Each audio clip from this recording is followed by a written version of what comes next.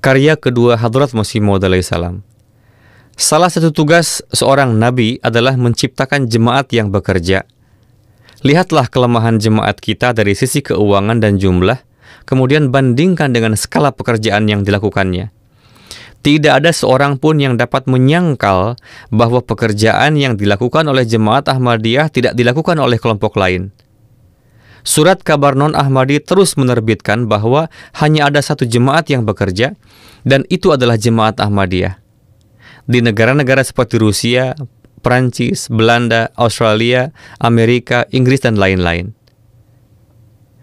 Karya ketiga Hadrat Masih Maud alaihissalam. Karya ketiga Hadrat Masih Maud alaihissalam adalah memperbaiki kesalahpahaman orang-orang tentang sifat-sifat Allah Ta'ala.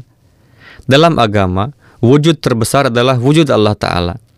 Namun tentang zatnya, terdapat begitu banyak kebingungan di kalangan umat Islam dan agama-agama lain, dan hal-hal yang tidak masuk akal dinyatakan, sehingga dengan adanya hal-hal tersebut, tidak mungkin bagi siapapun untuk menaruh perhatian kepada Allah Ta'ala.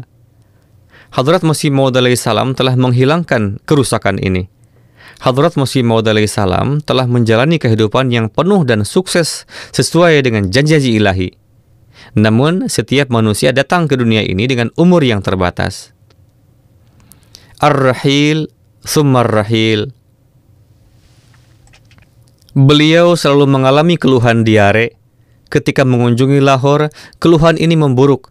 Dan karena ada arus pengunjung yang terus-menerus, beliau tidak mendapatkan istirahat.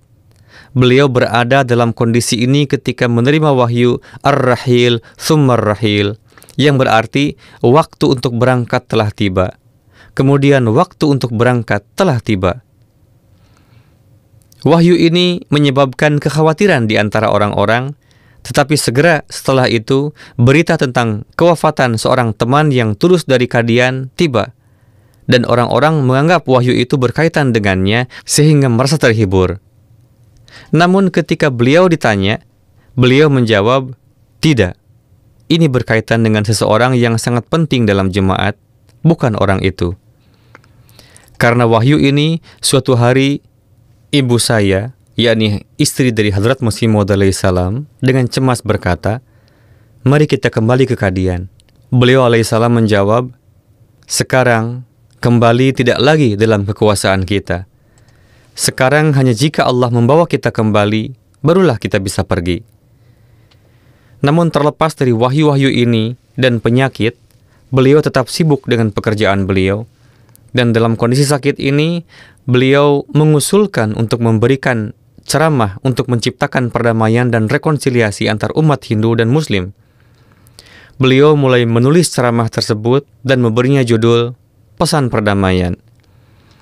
Akibatnya, kesehatan beliau semakin memburuk dan penyakit diare semakin parah. Pada malam hari ketika ceramah ini akan selesai, beliau menerima wahyu yang berbunyi, yang artinya, jangan mengandalkan umur yang tidak kekal. Beliau segera menyampaikan wahyu ini kepada keluarga di rumah dan mengatakan bahwa itu berkaitan dengan diri saya. Pada siang harinya, ceramah selesai dan diserahkan untuk dicetak. Pada malam hari, beliau mengalami diare dan menjadi sangat lemah. Beliau membangunkan ibu. Ketika beliau bangun, kondisi beliau sangat lemah. Dengan cemas, ibu saya bertanya, apa yang terjadi dengan Anda? Beliau alaihissalam menjawab, itu yang selalu saya katakan, yaitu penyakit yang mematikan. Setelah itu, diare kembali menyerang dan beliau menjadi sangat lemah. Beliau berkata, panggil Maulwi Nuruddin Sahib. Maulwi Sahib, seperti yang telah ditulis di atas, adalah seorang tabib yang sangat hebat. Kemudian beliau berkata, bangunkan Mahmud. Maksudnya adalah saya yang menulis risalah ini. Dan Mir Sahib, yakni mertua beliau. Hadrat Muslim Maud bersabda, tempat tidur saya hanya berjarak sedikit dari tempat tidur beliau. Saya dibangunkan, dan ketika saya bangun, saya melihat beliau sangat kesakitan. Dokter juga telah datang, dan mereka mulai memberikan pengobatan. Tetapi tidak ada perbaikan. Akhirnya, beberapa obat diberikan melalui suntikan. Setelah itu, beliau tertidur.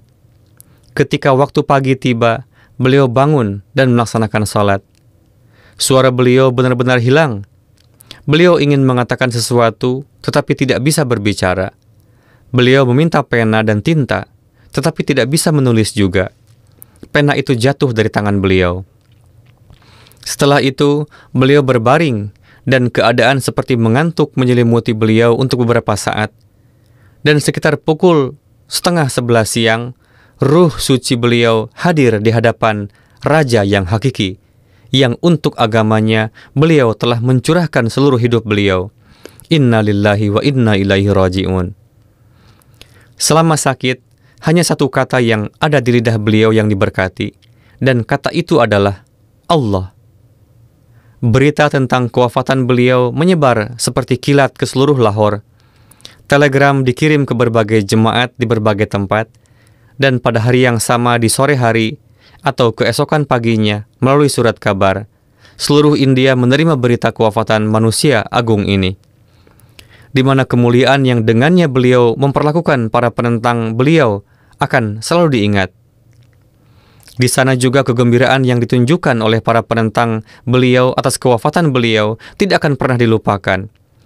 Sekelompok masyarakat Lahore berkumpul dalam waktu setengah jam di depan rumah tempat jasad beliau yang diberkati terbaring, dan mereka mulai memberikan bukti kebutaan batin mereka dengan menyanyikan lagu-lagu kegembiraan. Beberapa dari mereka menunjukkan bukti kejahatan mereka dengan berpura-pura dalam cara yang aneh. Kasih sayang yang dimiliki jemaat beliau terhadap beliau dapat diketahui dari fakta bahwa banyak yang jelas-jelas melihat jenazah beliau yang diberkati terbaring di depan mata mereka, namun mereka lebih siap untuk menganggap indera mereka terganggu daripada menerima kenyataan pahit bahwa kekasih mereka telah berpisah dari mereka untuk selamanya.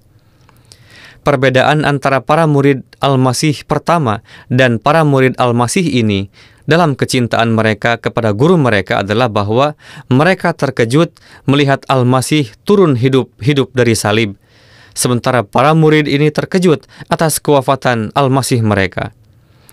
Mereka tidak bisa memahami bagaimana Al-Masih itu masih hidup, dan para murid ini tidak bisa memahami bagaimana Al-Masih mereka bisa wafat. 1300 tahun yang lalu, ketika seseorang yang datang sebagai Khatamun Nabiyyin wafat, seorang penyair dengan hati yang sangat tulus menyatakan syair yang penuh dengan kebenaran ini. Kuntas sawada linaziri, fa'ami alaikan naziru, man sya'a ba'daka falyamut, fa'alaika kuntu haziru. Terjemahannya adalah, engkau adalah pupil mataku. Dengan kematianmu, mataku menjadi buta.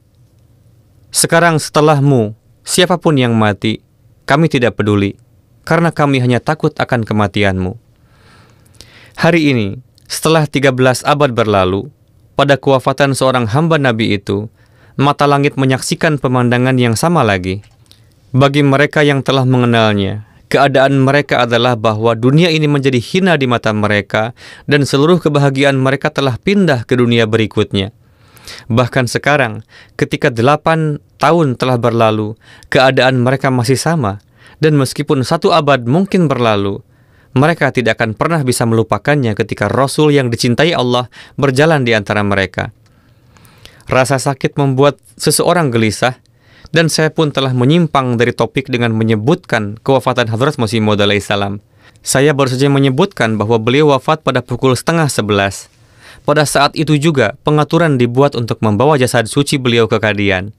Dan dengan hati yang sangat berat, jemaat beliau berangkat membawa jenazah dengan kereta sore. Dan wahyu beliau yang telah dipublikasikan di berbagai surat kabar sebelumnya menjadi sempurna bahwa mereka membawa jenazahnya yang terbungkus kafan. Setelah tiba di Batala, jenazah beliau segera dibawa ke Qadian. Dan sebelum beliau dimakamkan, jemaat Qadian yang hadir, termasuk beberapa ratus perwakilan dari jemaat luar, dengan sepakat menerima Hadrat Maulwi Haji Nuruddin Sahib Bhairawi sebagai pengganti dan khalifah beliau, dan melakukan baiat di tangannya. Dengan demikian, nubuatan yang telah dipublikasikan dalam Al-Wasiyat menjadi sempurna, bahwa sebagaimana Hadrat Abu Bakar ditegakkan setelah Rasulullah SAW, Allah Ta'ala akan mengatur dengan cara yang sama untuk jemaat saya. Setelah itu, khalifah pada masa itu memimpin salat jenazah beliau, dan beliau dimakamkan setelah tengah hari. Dengan demikian, wahyu beliau yang berbunyi, pada tanggal 27 akan terjadi suatu peristiwa berkaitan dengan kami, yang terjadi pada tahun 1902 dan telah dipublikasikan di berbagai surat kabar menjadi sempurna. Karena beliau wafat pada tanggal 26 Mei dan dimakamkan pada tanggal 27. Dan bersama wahyu ini terdapat wahyu lain yang menjelaskan makna wahyu tersebut, yaitu waqt rasid, yang berarti waktu kewafatanmu telah tiba. Pada kewafatan beliau, semua surat kabar India, baik berbahasa Inggris maupun lokal, meskipun menentang, mengakui bahwa beliau adalah tokoh yang sangat besar pada zaman ini. Dikutip dari Sirat Hadrat Masih Maud alaihi salam, karya Hadrat Mirza Bashiruddin Mahmud Ahmad radhiyallahu anhu, dan juga Hadrat Masih Maud alaihi salam ke Karname, karya Hadrat Mirza Bashiruddin Mahmud Ahmad radhiyallahu anhu, disusun oleh Hasib Ahmad Rabwah.